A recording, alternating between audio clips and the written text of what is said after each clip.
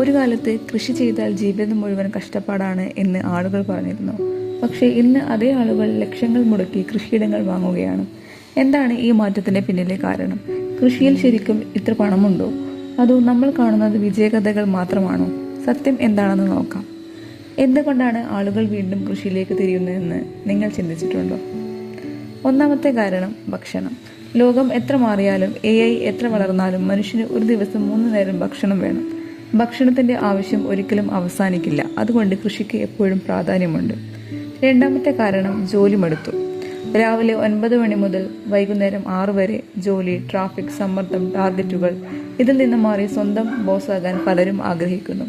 അതിനാലാണ് ചിലർ കൃഷിയെ ഒരു പുതിയ കരിയറായി കാണുന്നത്. മൂന്നാമത്തെ കാരണം സോഷ്യൽ മീഡിയ. ഇന്ന് യൂട്യൂബ് തുറന്നാൽ ഒരു കർഷകൻ കോടികൾ സമ്പാദിച്ചതിൻ്റെ കഥ. ഇൻസ്റ്റഗ്രാം തുറന്നാൽ ഡ്രാഗൺ ഫ്രൂട്ട് ഫാം, ഫേസ്ബുക്ക് തുറന്നാൽ ഓർഗാനിക് ഫാം. ഇത്തരം വീഡിയോകൾ കണ്ടപ്പോൾ പലർക്കും തോന്നി, എനിക്കും ഇത് ചെയ്യാൻ പറ്റില്ലേ? നാലാമത്തെ കാരണം ജൈവ ഭക്ഷണത്തിൻ്റെ ട്രെൻഡ്.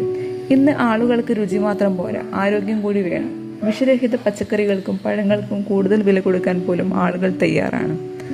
അഞ്ചാമത്തെ കാരണം പുതിയ സാങ്കേതിക വിദ്യ.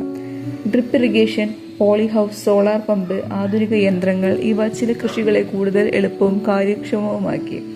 ആറാമത്തെ കാരണം നേരിട്ട് വിൽക്കാം. മുൻപ് കർഷകർ ഇടനിലക്കാരെ ആശ്രയിക്കേണ്ടി വന്നിരുന്നു.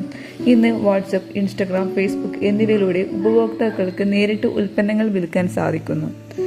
ഏഴാമത്തെ കാരണം സർക്കാർ സഹായം. ചില കൃഷികൾക്ക് സബ്സിഡി, പരിശീലനം, കാർഷിക വായ്പകൾ എന്നിവ ലഭ്യമാണ്. ഇത് പുതിയ കർഷകർക്ക് പ്രോത്സാഹനമാകുന്നു.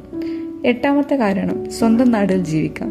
എല്ലാവരും നഗരത്തിലേക്ക് പോകണമെന്നില്ല. സ്വന്തം ഗ്രാമത്തിലും കുടുംബത്തോടൊപ്പം ജീവിച്ചുകൊണ്ട് വരുമാനം കണ്ടെത്താൻ കഴിയുന്നത് വലിയ ആകർഷണമാണ്. ഒൻപതാമത്തെ കാരണം മൂല്യവർദ്ധിത ഉൽപ്പന്നങ്ങൾ. മാങ്ങ ജ്യൂസായും തേങ്ങ എണ്ണയായും മഞ്ഞൾ പൊടിയായും കുരുമുളക് പാക്ക് ചെയ്ത് ഉൽപ്പന്നമായും വിൽക്കുമ്പോൾ കൂടുതൽ വരുമാനം നേടാൻ സാധിക്കും. പത്താമത്തെ കാരണം കോവിഡ് ഒരു വലിയ പാഠം പഠിപ്പിച്ചു. കോവിഡ് സമയത്ത് ഭക്ഷണത്തിൻ്റെ വിലയും പ്രാധാന്യവും എല്ലാവരും തിരിച്ചറിഞ്ഞു. അതിനുശേഷം കൃഷിയിലേക്കുള്ള താല്പര്യം വർദ്ധിച്ചു. പക്ഷേ ഒരു കാര്യം ഓർക്കണം, യൂട്യൂബിൽ നിന്ന് നിങ്ങൾ കാണുന്ന എല്ലാ കർഷകരും കോടീശ്വരന്മാരല്ല. ചിലർ വലിയ വിജയം നേടിയിട്ടുണ്ട്, ചിലർ നഷ്ടവും നേരിട്ടിട്ടുണ്ട്. കൃഷിയിൽ വിജയിക്കാൻ ഭാഗ്യം മാത്രം പോരാ, ശരിയായ അറിവ്, നല്ല പദ്ധതി, വിപണി പഠനം, കഠിനാധ്വാനം ഇവയൊക്കെയാണ് വിജയത്തിൻ്റെ യഥാർത്ഥ സത്യം.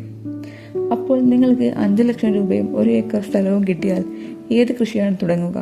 നിങ്ങളുടെ ഉത്തരം കമൻറ്റിൽ പറയൂ. ഇത്തരത്തിലുള്ള അറിവുകൾക്കായി ചാനൽ സബ്സ്ക്രൈബ് ചെയ്യാൻ മറക്കരുത്.